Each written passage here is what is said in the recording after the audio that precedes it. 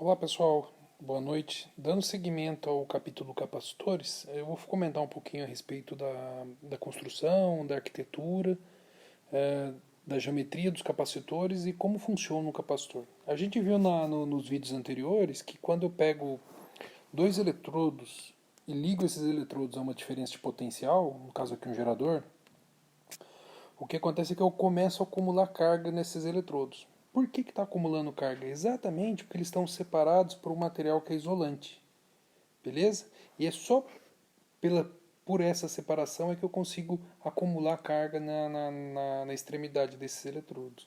Então aparece um campo elétrico aqui, então eu tenho uma separação ali preenchida com ar, uh, e eu tenho aqui uma DDP que vai aumentando. Beleza? Então a distância entre esses dois eletrodos eu vou chamar de D, e não há descarga elétrica, ou seja, as cargas vão se depositando nesses terminais em função ou dependendo dessa rigidez de elétrica que a gente viu no vídeo anterior. Então, a ideia é a seguinte: se pela separação eu consigo acumular carga elétrica, por que não acumular carga elétrica usando uma estrutura que é mais ou menos parecida? Beleza? Então, vamos pensar o seguinte: será que a gente pode armazenar carga se eu colocar duas placas ou dois eletrodos separados por um meio isolante? Sim, esse é o princípio de funcionamento de um capacitor. Beleza? Então, o princípio básico de um capacitor é que você sempre tem duas partes condutoras, no caso duas placas, sejam elas planas, circulares, esféricas, não importa, mas sempre eu tenho dois eletrodos ou duas armaduras separadas por um meio isolante. Então, um capacitor nunca é percorrido por corrente elétrica DC. O capacitor é um ponto no circuito que ele é aberto, tá ok? Em corrente contínua, tá? Então, em 1800, um professor da Universidade de Leiden, na Holanda, tentou criar o primeiro capacitor. O primeiro capacitor foi chamado de garrafa de Leiden. Okay? Como que era constituído esse capacitor? Esse capacitor ele era uma garrafa, literalmente uma garrafa de vidro. A parte interna ele pintou com uma tinta condutora, à base de chumbo, a parte externa com uma tinta condutora, à parte de chumbo. Se a gente perceber, eu tenho um meio aqui de vidro separando essas duas regiões. Então, quando eu aplicava uma DDP, seja um gerador eletrostático ou uma pilha, o que eu vou ter é carga elétrica se acumulando fora do gerador, fora da minha garrafa, com um sinal, e dentro da minha garrafa com outro sinal. Se eu remover o gerador agora, depois que esse capacitor carregou, depois que essa garrafa acumulou as cargas, essas cargas vão ficar aí ad eterno. Beleza? Então esse é o princípio do capacitor. A gente carrega ele com o gerador e depois que ele tiver carregado, saturado de carga, essas cargas vão permanecer nele por um tempo relativamente longo. Tá ok?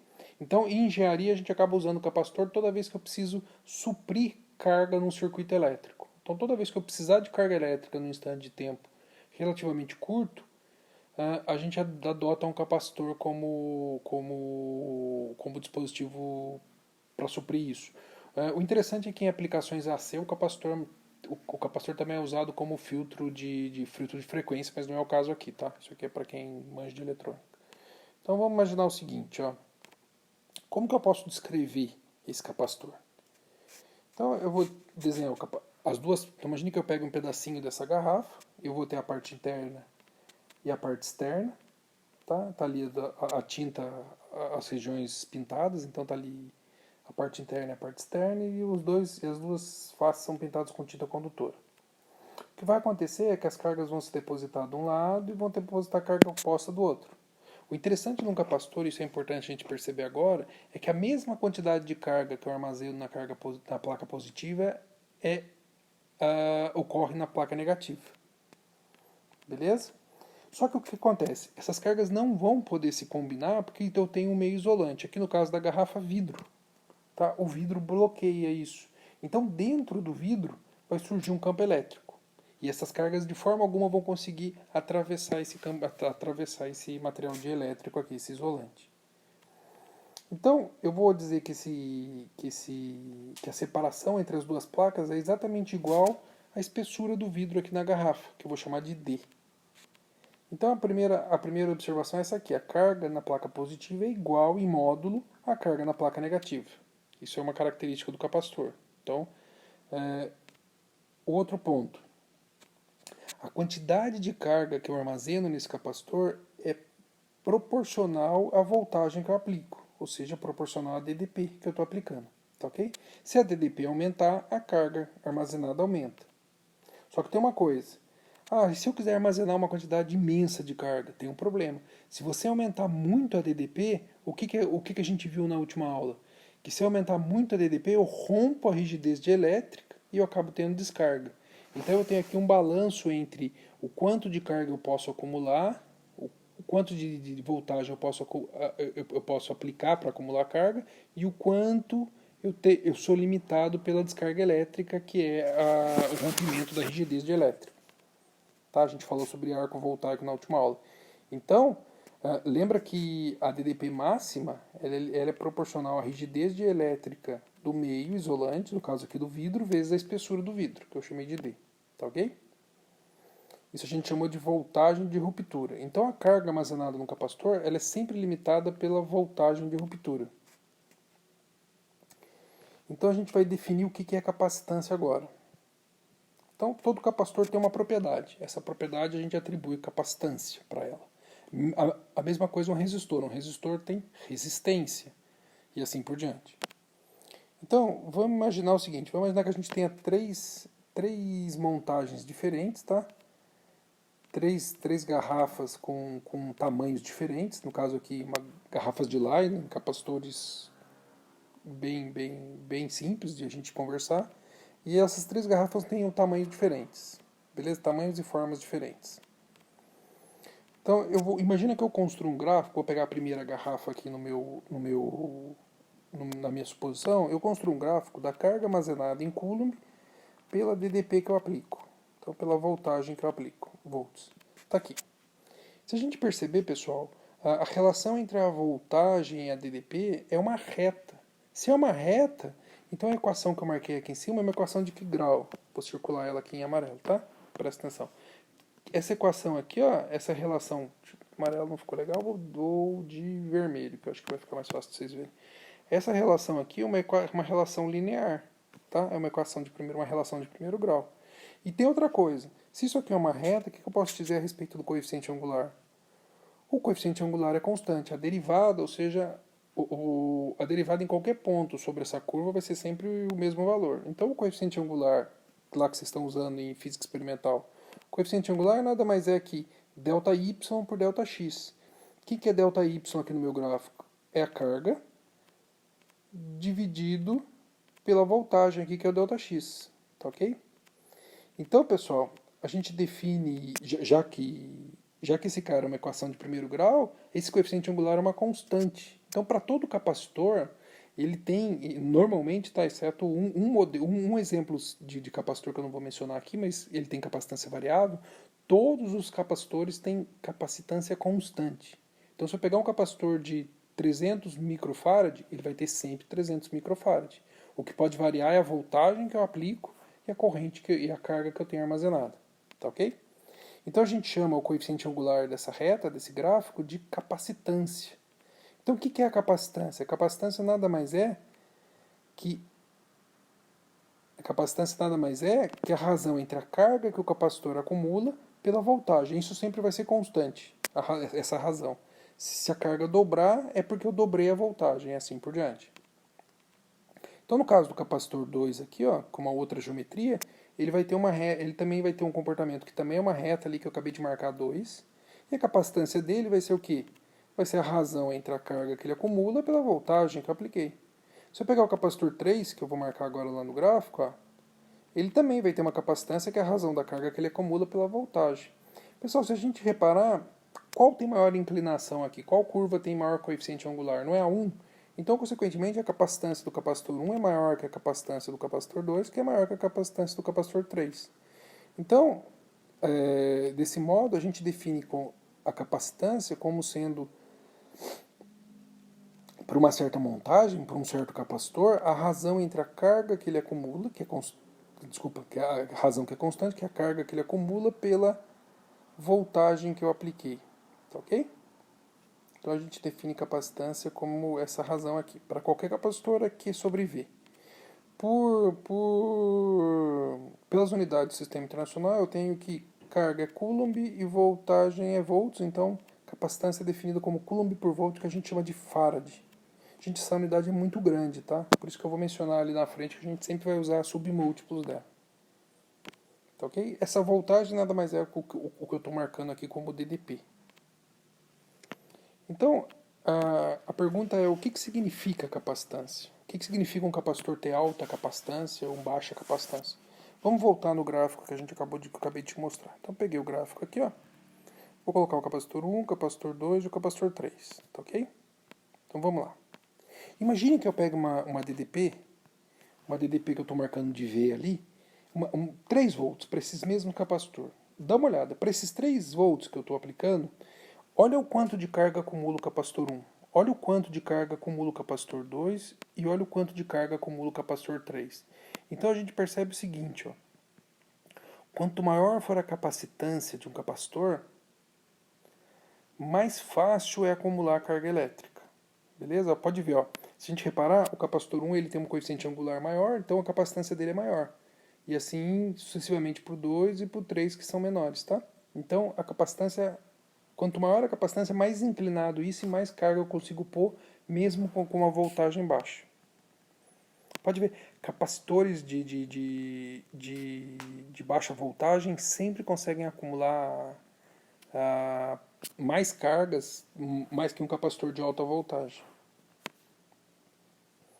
Outra observação, pessoal, a carga total que um capacitor acumula, então imagina que eu quero enfiar bastante carga dentro dele. Eu tenho um limite que depois de um certo tempo ele está tão saturado de carga que eu não consigo pôr mais carga positiva na placa positiva.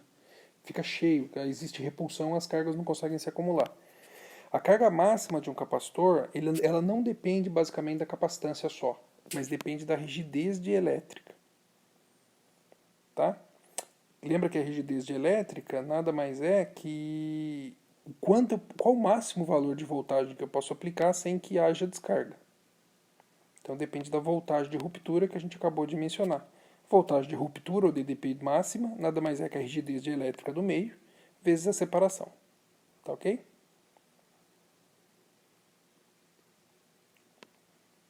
Então eu posso escrever o seguinte, ó, capacitância não é carga pela DDP, então eu vou substituir no lugar da DDP a DDP máxima. Então eu vou ter a carga máxima sobre a DDP máxima, vai me dar, eu vou ter a seguinte expressão aqui, ó. Então a carga máxima do capacitor, passando essa DDP multiplicando, vai ser o valor da capacitância vezes a rigidez dielétrica do meio que separa as placas do capacitor, no caso ali era vidro, mas podia ser ar, podia ser o que for, vezes a espessura dessa camada isolante, dessa camada dielétrica. Okay? Então essa é a primeira equação que a gente tem. Aliás, a primeira não, é a terceira no caso. A primeira da rigidez dielétrica, a segunda era da capacitância e essa terceira da carga máxima de um capacitor. Tá ok? Como capacitância é uma unidade muito grande, a gente sempre vai usar múltiplos, ou sempre vai aparecer para vocês no livro múltiplos. Então ali eu tenho microfarad, nanofarad, que é 10 a menos 9, e picofarad, que é 10 a menos 12, tá? Micro, nano e pico. É isso que vai aparecer para vocês nos problemas. Então, como que a gente pode achar a capacitância? Então, imagine que eu quero calcular a capacitância de um capacitor. Gente, o problema é que para eu saber a capacitância, eu tenho que medir a carga elétrica. Então, capacitância não é carga por voltagem, carga por DDP. Então, medir DDP é fácil, é só pegar o voltímetro e medir. O problema está em medir carga elétrica. A gente não tem nenhum equipamento simples para medir carga elétrica. Então, eu tenho que fazer uso aqui de uma ferramenta matemática que relacione para mim a geometria do capacitor com a capacitância. Então, a gente pode fazer o seguinte, ó. Como achar essa carga? Eu preciso dar um jeito de sumir com aquela carga da expressão. Então, o que a gente pode fazer? A gente pode considerar o campo elétrico que aparece entre as placas do capacitor. Então, a primeira geometria que a gente vai conversar é o capacitor de placas planas e paralelas. Tá? Todo capacitor que tiver duas plaquinhas plana e paralela separado por um isolante é um capacitor que eu vou chamar de CPPP, capacitor de placa plana e paralela. Tá? Vou usar essa sigla para descrever ele. Então imagine que eu pego uma plaquinha de área A, uma outra plaquinha idêntica de mesma área, aplico uma DDP nessas placas, está ali a DDP, inicialmente vai começar a acumular carga de um lado e do outro, de sinal oposto, até que ele vai ficar saturado e adquirir uma carga Q. Então mais Q daquele lado e menos Q daquele lado. A separação da placa aqui eu vou colocar inicialmente como vácuo, tá? E a separação eu vou chamar de D. Então o que vai acontecer? Vai surgir um campo elétrico entre as duas placas. Esse campo elétrico, depois que eu tirar aqui a pilha, tirar a minha fonte aqui, o meu gerador, isso aqui vai permanecer do jeito que está. Então essa carga acumulada, esse campo elétrico que apareceu ali dentro, vai permanecer. E como que eu sei o valor desse campo elétrico? A gente viu pela lei de Gauss que o campo elétrico, nesse caso, ele é uniforme nas vizinhanças de uma placa. E lá numa lista de exercícios, a gente calculou o campo elétrico entre duas placas. A gente viu que o campo elétrico de uma placa plana e paralela é a densidade, eu vou circular aqui, está em vermelho, é a densidade superficial de carga dividido por 2 vezes a permissividade elétrica do meio. Só que como são duas placas, então eu multiplico por 2. Então corta aquele 2 com aquele 2. Então fica o seguinte, o que é aquele sigma que eu circulei de azul? Aquele sigma é a densidade superficial de carga, Q sobre a área. Tá? Então, o campo elétrico gerado entre as placas do capacitor é aquela expressão que está ali. Ó. Beleza? E como que eu posso achar a DDP? Se eu quiser achar a DDP, a diferença de potencial entre as duas placas, é só eu pegar a equação que a gente viu no último capítulo, potencial elétrico, DDP, o módulo da DDP, por isso que o sinal de menos não aparece aqui, o módulo da DDP entre as placas, ou seja, a voltagem, o módulo da voltagem entre as placas, nada mais é que a integral do campo vezes a distância. E a distância nada mais é que a separação. Então eu vou integrar o que ali? Eu vou integrar o campo, que vai de 0 até a distância d. Tá ok? Então eu vou substituir o campo elétrico que eu tenho, que no caso desse campo elétrico uniforme ele é constante, que a gente sabe. Tá? E vou resolver. Então o que vai acontecer? Eu vou colocar Qy0 por área, vai sair basicamente todo mundo para fora, ε0 por área, integral de dx não é x? Integral de dr é r, de 0, de d até 0, então fica d menos 0, que ou seja, d.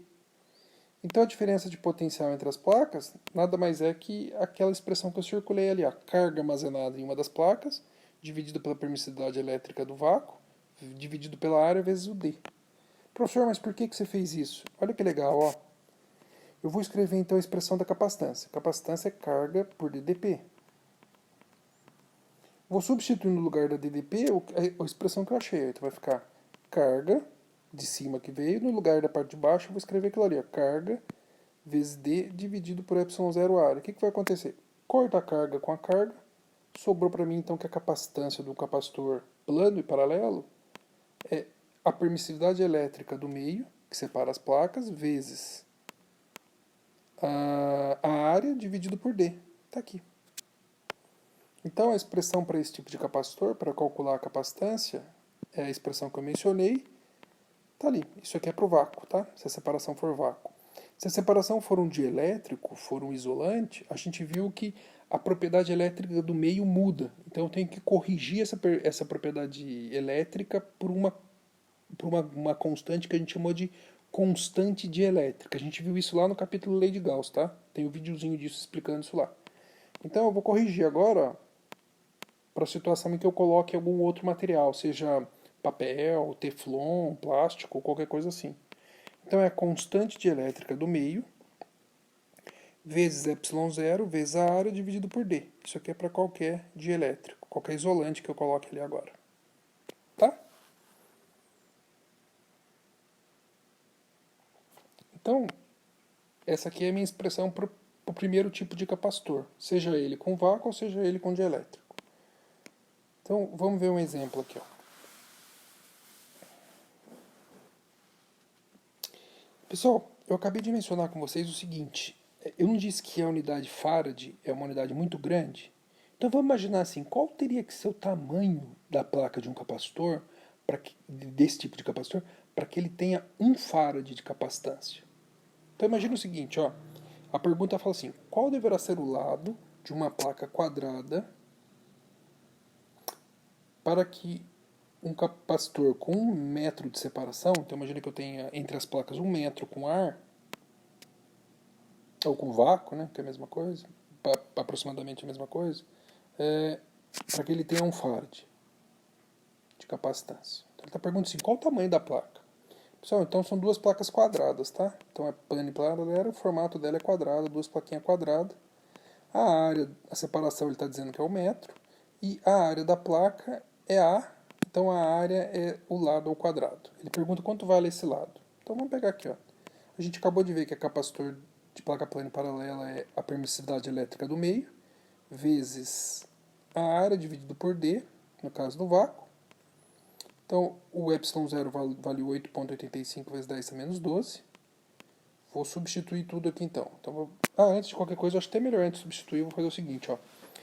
Como eu estou querendo achar o lado, eu vou isolar a área. Então eu vou passar o D multiplicando e vou passar o ε0 dividindo. Vai ficar então a área igual a espessura dividido por ε0 e o capacitância em cima. A separação é 1 metro, está ali. A capacitância ele quer que seja 1 farad, está ali. O ε0 a gente já marcou ali em cima, então só reproduzir. Então, aquela conta ali dá isso aí. E o que equivale à área? Essa é a área dele. Mas a área não é o lado ao quadrado, então põe o lado ao quadrado e tira o raiz dos dois lados. Então, pessoal, se a gente reparar e fizer essa conta, vocês vão ver que o lado da placa tem que ser aproximadamente 336 mil metros. Isso em quilômetros dá 336 quilômetros. Então, para um capacitor com essa geometria ter 1 farad de capacitância, o lado da placa tem que sair de São Paulo até o Rio de Janeiro de comprimento, tá? Então é uma puta de uma unidade. Isso equivale à distância de São Paulo ao Rio. Isso é o lado da placa quadrada, beleza? Então, de fato, o farad é uma unidade muito grande para expressar a capacitância. Olha esse exemplo B aqui, e ele pede o seguinte, e se ao invés de ter vácuo entre as placas, para as mesmas dimensões, eu coloque água? Então tá aqui, ó.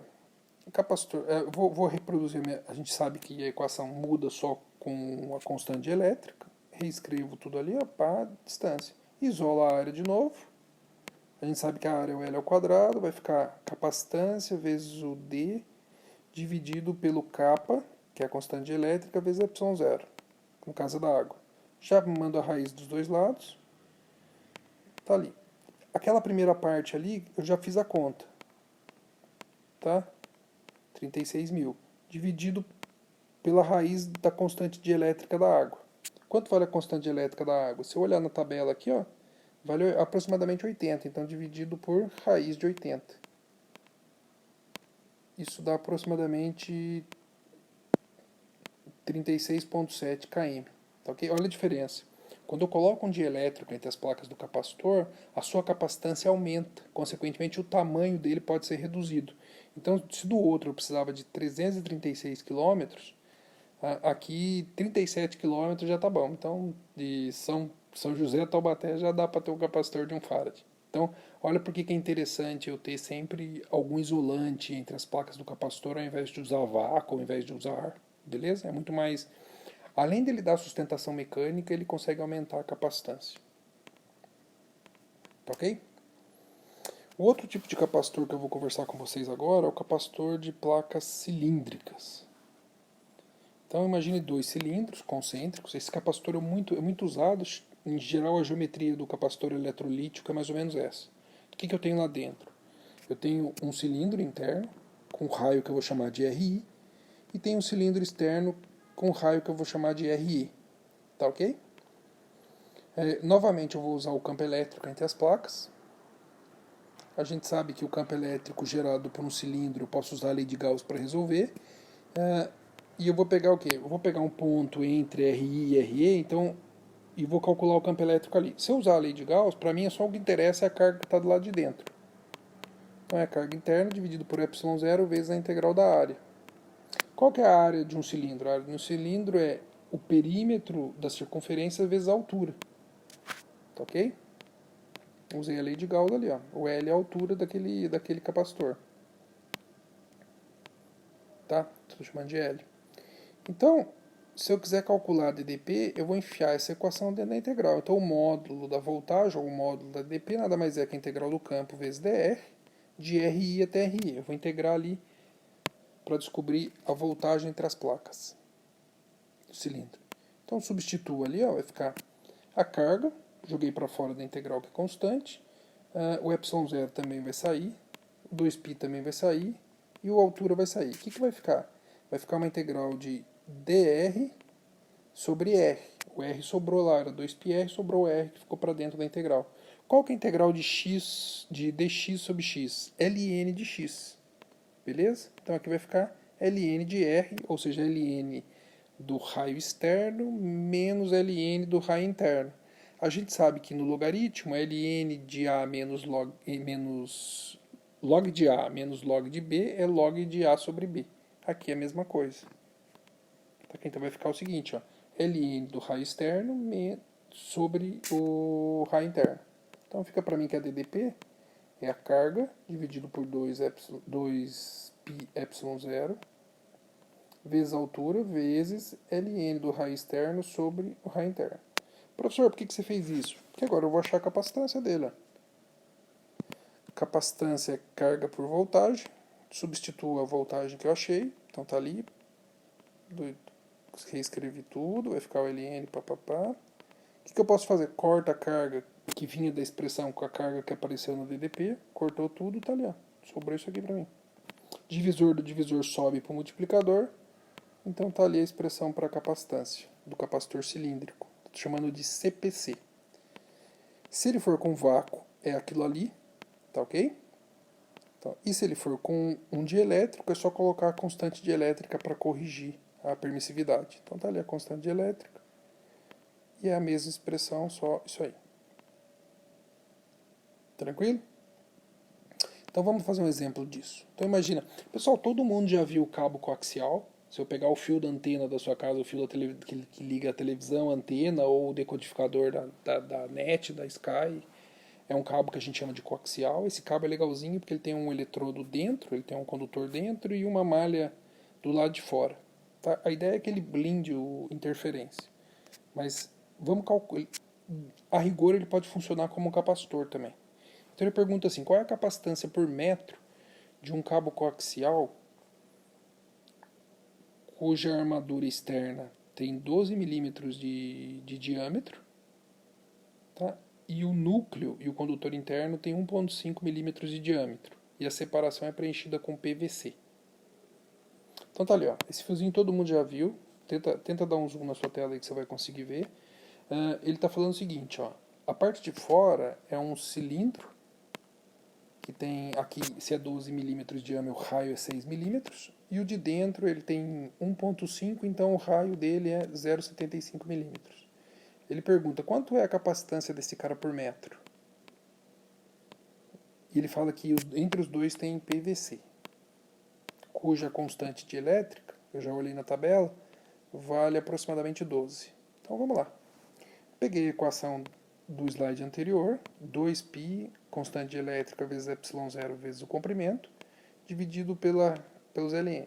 Ele não quer a capacitância por metro, então vou pegar esse comprimento aqui e passar dividindo. Vai ficar capacitância por comprimento, 2π vezes. Quanto vale o kappa, constante de elétrica? 12, no caso do PVC. O ε0 está ali que eu vou pôr.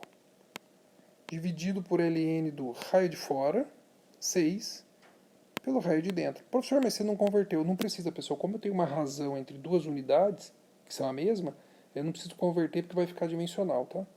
Se eu convertesse para metro, ia dar a mesma coisa. Então, fiz a conta. Então, a capacitância por unidade de comprimento, cada metro desse fio vai ter uma capacitância de 3,2 vezes 10 a menos 10 farad. Tá? Ou seja, algo em torno de 320 picofarad por metro. Essa é a capacitância desse capacitor, desse fio, desse cabo coaxial. Então, esse é um exemplo da aplicação da expressão anterior.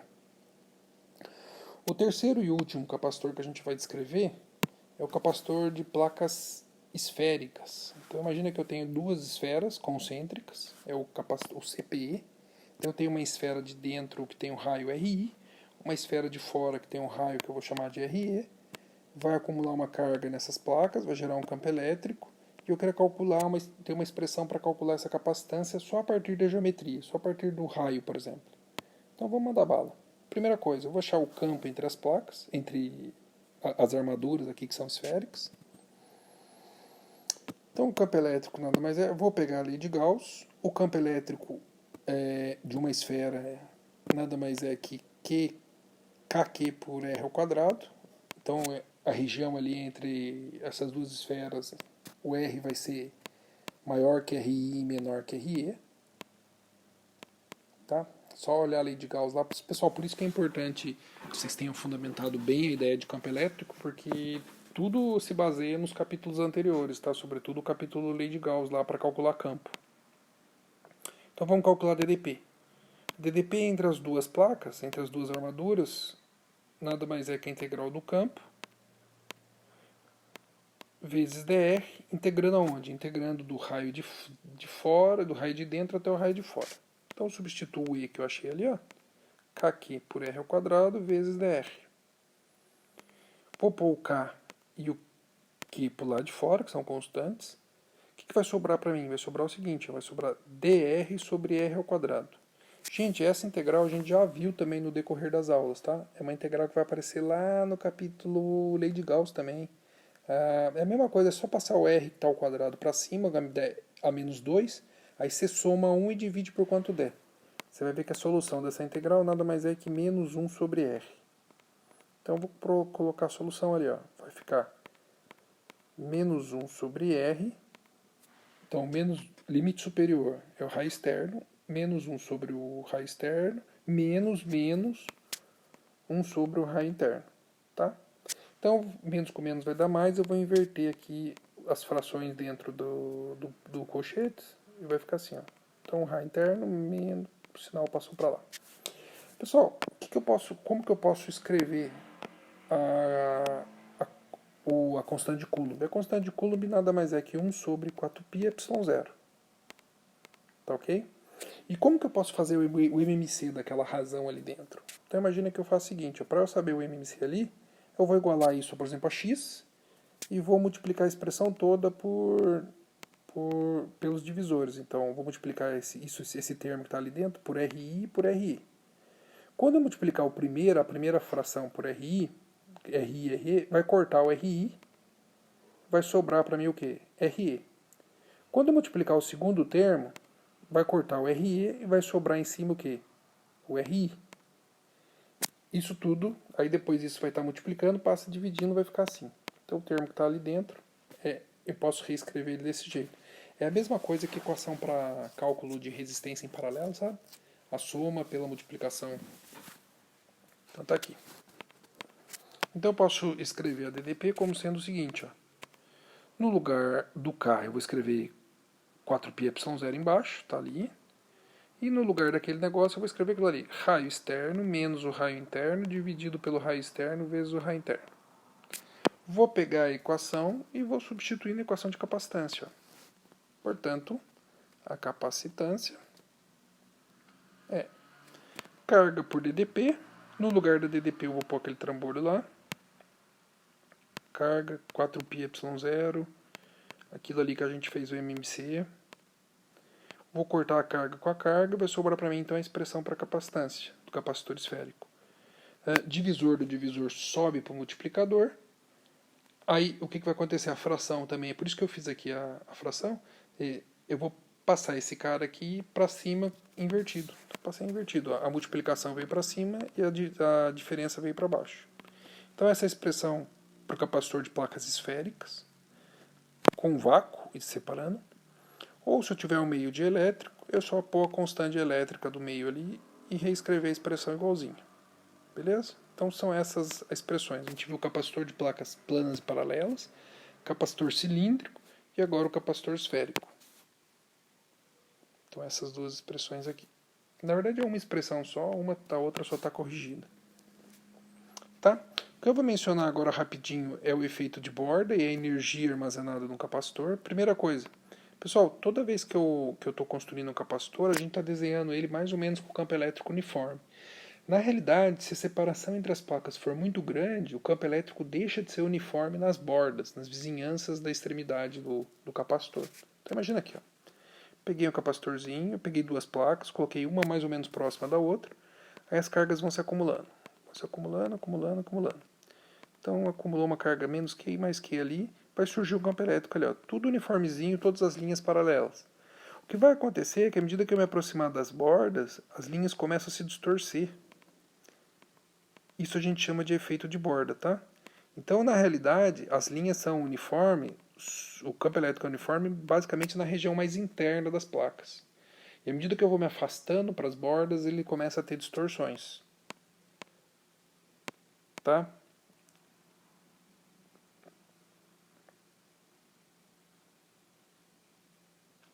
Então, o que a gente pode fazer para minimizar isso, ou o que a engenharia faz para minimizar isso, é diminuir bastante a distância entre as placas do capacitor.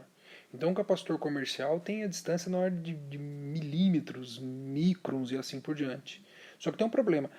Da mesma forma que quando eu diminuo a distância, a capacitância aumenta, e consequentemente o campo elétrico também fica melhor, fica mais uniforme, o que vai acontecer é que quando eu diminuo a distância, o risco de abrir uma faísca entre as duas placas é muito grande.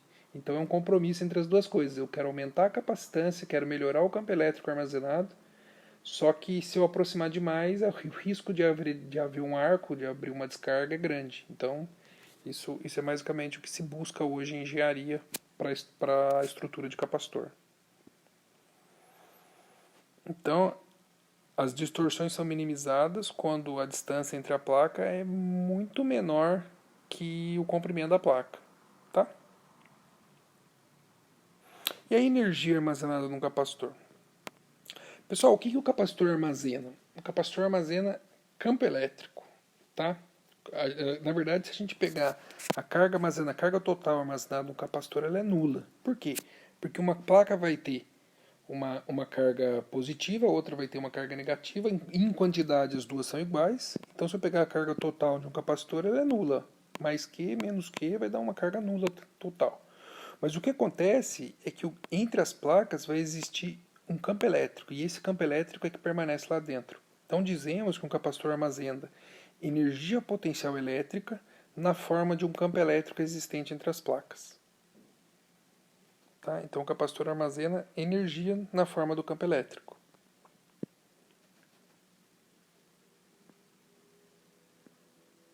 Isso que é interessante. Então dá uma olhada aqui. Vamos calcular como que eu posso escrever uma expressão para ter essa quantidade de energia. Então vamos imaginar o seguinte: quem que vai fazer a carga parar lá no capacitor? É a voltagem. Só existe carga entrando do capacitor porque eu estou aplicando uma DDP, porque eu estou aplicando uma voltagem, eu tenho um gerador.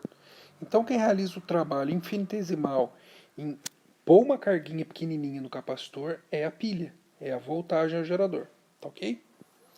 Então imagina o seguinte, ó. Presta atenção no desenho aqui que eu estou fazendo. Então peguei as duas placas ali, liguei uma DDP, o gerador está ali, ó.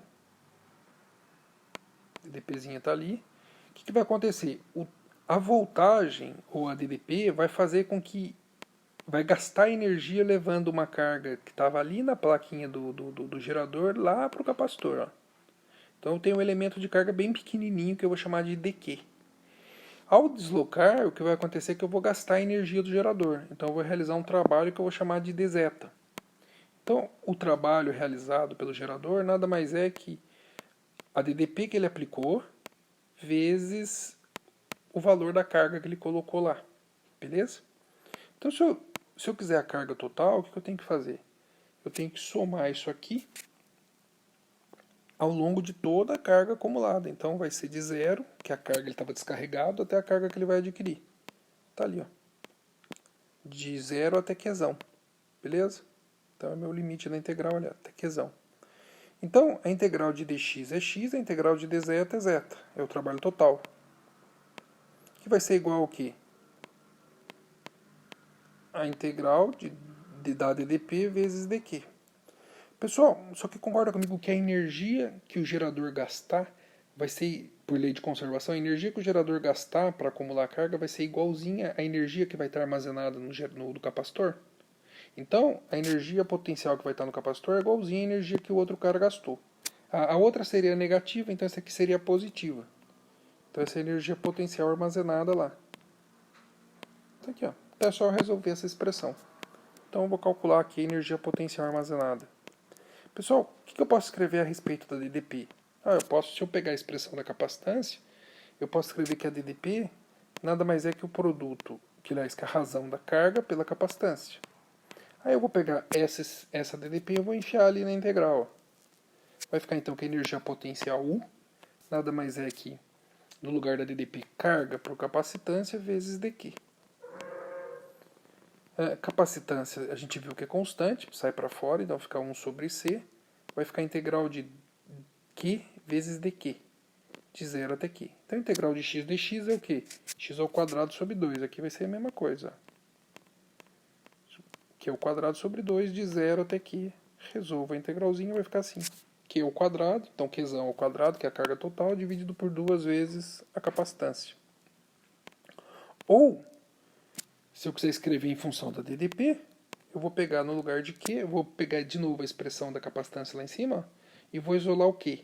Então eu pego a capacitância que está dividindo aqui, vou pegar aqui em vermelho, pego a capacitância que está dividindo aqui e passo ela multiplicando. Então vai ficar que carga nada mais é que capacitância vezes a DDP, ao quadrado, tá? Porque a expressão aqui está ao quadrado, dividido por 2C.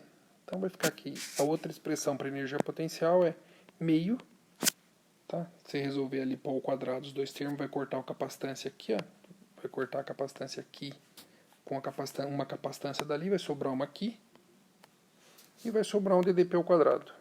Beleza? Então essa é outra expressão para energia. Então essas são duas expressões para calcular a energia armazenada num capacitor. Aí você vai me perguntar para mim, professor, mas a energia não pertence ao campo armazenado? Sim. É o que eu acabei de falar. Tem como mostrar isso? Tem. Para demonstrar isso, eu vou fazer o seguinte. A gente não viu que no campo elétrico uniforme, a DDP, se você voltar lá no capítulo potencial elétrico, a DDP não é nada mais que o produto do campo vezes a distância? Então eu vou pegar aqui, vou reescrever a expressão que está ali, essa expressão que está aqui, que eu estou marcando um asterisco, vou reescrever ela aqui. No lugar da DDP, eu vou colocar campo ao quadrado vezes distância ao quadrado. Tá? Eu troquei ali e esse cara, como ele estava ao quadrado, ficou ali. Para um capacitor de placa plana e paralela, a gente viu que a capacitância é ε0 vezes a área sobre D. Então eu vou substituir aquele negócio todo ali, vai ficar meio, beleza? Essa expressão de cima, deixa eu mostrar. Essa expressão de cima já traz o campo elétrico aqui, Olha o campo elétrico aparecendo. Então a energia potencial de um capacitor depende basicamente do campo elétrico que está envolvido ali. Mas só para tornar ela mais bonita, ou tornar ela mais elegante, a gente pode fazer o seguinte. Para um capacitor de placa plana e paralela, eu vou escrever o valor da capacitância. ε0 vezes a área dividido pela separação. Vezes E ao quadrado, que era o campo ao quadrado, vezes a separação ao quadrado. Corto o D com o D. Sobra para mim, então, essa expressão que está aqui. Meio ε0 vai ficar para mim a área vezes o D, vezes E ao quadrado. Pessoal, o que é área vezes o que é A vezes D? O A é a área da placa e D é a espessura do material isolante. Então, na realidade, isso é o volume do material isolante. Tá? O volume da região entre as placas. Então, eu tenho uma expressão aqui que me dá a energia potencial em função do volume entre as placas do capacitor. Então, vai ficar assim, meio metade do volume, então o volume sobre 2 é igual a ε0, tá só escrevendo a expressão aqui, vezes E ao quadrado. Essa é uma expressão agora que me dá a energia potencial por volume, em função do volume de material isolante ali. Então perceba que a energia potencial aqui, ele depende basicamente do campo elétrico que existe ali no volume, entre as placas, tá ok? E o material aqui entre as placas. Isso aqui é no caso do vácuo. Se eu quisesse para uma outra substância, era só colocar aqui a constante de elétrica dessa substância, desse outro meio aqui. Beleza?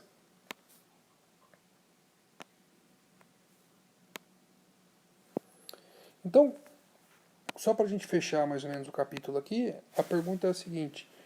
Quando que eu aplico o capacitor? Quando que eu vou usar o capacitor na minha vida? Pessoal, sempre que houver necessidade de carga elétrica no intervalo de tempo muito curto, a gente pode usar capacitor. Então deixa eu dar um exemplo simples aqui. Você já deve ter visto, todo mundo tem, ou todo mundo conhece alguém que tem aquelas raquetes de matar pernilongo em casa. Pessoal, aquelas raquetes, elas trabalham com duas pilhas AA, de 1,5 V. Então se as duas juntas tem 3 volts. Pergunta, como uma raquete daquela lá consegue pegar 3 volts e levar a DDP até 1500 volts, que é a voltagem ali de descarga? Ela consegue fazer isso porque ela usa a mão de um capacitor. Beleza? Então tem um capacitor que vai coletar a carga daquelas baterias, vai pegar, armazenar, e no instante em que o pernilonguinho entrar entre as placas daquela raquete, ele vai descarregar de uma vez. Então ele pega a voltagem numa voltagem da pilha, acumula e descarrega. Pega, acumula e descarrega. Pode ver que tem um tempo entre as duas descargas. Esse tempo é o tempo para você armazenar a carga e descarregar, armazenar a carga e descarregar. Tá? Então, um jeito simples de eu explicar isso é entender o flash de uma lâmpada de uma câmera. Há uns anos atrás as câmeras, vocês são tudo novinhos, mas mais velhos conhecem. As câmeras tinham uma lâmpada de flash, então você tinha que esperar carregar o capacitor para depois tirar a foto. Pode perguntar para seu pai, para sua mãe. Como é que funciona isso? Então eu tenho aqui uma lâmpada, tá? Que eu tô com um resistor que eu estou chamando de R, e uma DDP ali. Pessoal, de forma alguma essa DDP conseguiria acender aquela lâmpada. Ponto. A lâmpada tem uma potência muito grande. O que o pessoal de engenharia pensou? Pensou assim, vamos colocar um capacitor no meio do caminho e vamos colocar uma chave. Independente da lâmpada, se esse capacitor estiver ligado na DDP, ele vai estar carregando. Então imagina que ele começou a carregar, num certo intervalo de tempo ele pegou e adquiriu uma cargona, está carregado. Aí eu venho e fecho a chavezinha ali que eu tinha aberto. O que vai acontecer? No intervalo de tempo muito curto, aquela carga toda que estava ali no capacitor vai ser jogada em cima do resistor, da lâmpada, através de uma corrente elétrica. Então se eu construísse um gráfico dessa corrente elétrica, eu veria assim, enquanto a chave está fechada, aliás, enquanto a chave está aberta, eu não tenho corrente no circuito ali, através da lâmpada. Quando eu fechar aquela chave, no intervalo de tempo curto, toda a carga que está ali vai ser jogada de uma vez. Então tem um pico de corrente e ele vai caindo. É exatamente como acende uma lâmpada de um flash fotográfico, tá? Então a lâmpada ali vai acender. Isso é quando a chave é fechada. Então o exemplo é cerca elétrica também usa capacitor para descarregar, para descarregar a carga. A raquetezinha que eu acabei de mencionar, taser, sabe aquela máquina de choque que os policiais americanos adoram usar? Então, também usa capacitor. Um outro exemplo também de capacitor é para retificação de corrente, tá ok? Então toda vez que você, toda tomada que você pegar em casa sempre vai ter uma corrente que a gente chama de corrente alternada. O seu carro também, sua moto produz uma corrente que é alternada. Professor, qual a diferença? Essa corrente alternada, ela não tem terminal positivo e negativo. Ambos são positivos, ambos são negativos. O que acontece é que ele fica trocando. Cada vez por segundo ele fica trocando essa polaridade. Então, a corrente alternada, ela é interessante para ser gerada. Toda vez que eu quero gerar, é muito mais fácil gerar corrente alternada que gerar corrente contínua. Problema, a corrente alternada não serve para eletrônica. Ela serve para acender uma lâmpada, mas ela não serve para um circuito elétrico. O circuito elétrico tem sempre polaridade, sempre tem um lado que é positivo, uma entrada de um capacitor, uma entrada de um transistor e assim por diante. Então eu preciso transformar isso de corrente alternada para corrente contínua. E para que serve isso? E para que o capacitor tem a ver aqui? O capacitor ele é usado exatamente para isso, tá? Para ajudar na retificação da corrente, de corrente alternada para corrente contínua. Então imagina a tomada da sua casa. Se eu construísse um gráfico aqui então, da corrente ou da voltagem pelo tempo, eu veria o seguinte, ela fica oscilando. O que significa ela fica oscilando? Significa que se eu fechasse o circuito, eu teria hora a corrente indo para um lado, hora a corrente indo para o outro. E ela fica oscilando, tá? Um vai e vem dentro de um circuito elétrico, por exemplo, de um liquidificador. Senhor, e essa oscilação é muito rápida? É fudidamente rápida. O tempo para ele completar um ciclo desse entre ir e voltar, ele mudar o sentido de um lado para o outro, é em aproximadamente 0,2 segundos. Então, em 0,2 segundos ele fica oscilando, ele oscilou entre um lado e o outro. Tá? Por isso que a gente diz que a corrente alternada em residência é 60 Hz. Então, como que eu transformo isso para corrente contínua, que ela é bonitinha? Eu uso um diodo. Diodo nada mais é que uma válvula de retenção, ele só deixa passar corrente num sentido. Se eu tentar inverter a corrente não passa, tá? Então, se eu tentasse aplicar o diodo a um circuito daquele ali, eu veria o seguinte, ó. Eu teria o pulso, tá? Ele ia para um lado, quando ele tentasse voltar, ele morria. Então eu teria basicamente um pulso, sabe? Toda vez que a parte negativa, a parte que ele ia que de sentido oposto, ela apareceria, o diodo mataria. Então eu teria uma lâmpada piscando aqui, bem rapidinho ela estaria piscando. O que eu poderia fazer? Como que eu tampo esses buracos aqui na minha onda? Eu ponho um capacitor. Então eu pego ali, ó, e ponho um capacitor junto com o diodo. O que vai acontecer? Aquele buraco ali que faltava a carga, o capacitor vai descarregar. Então eu tenho pulso, o capacitor descarrega, tampa o buraco entre os pulsos. E eu tenho o que a gente chama de corrente contínua DC. Beleza? Pessoal, isso é o que eu tinha para falar de vocês para de capacitância. Eu tentei dar uma resumida, tá bem? Eu achei que ficou legalzinho, a videoaula tá fácil de entender. E os exercícios de capacitância são bem mais legais de entender, tá ok? Então, um forte abraço para vocês aí, pessoal. Foi um excelente semestre. Qualquer dúvida, eu estou à disposição.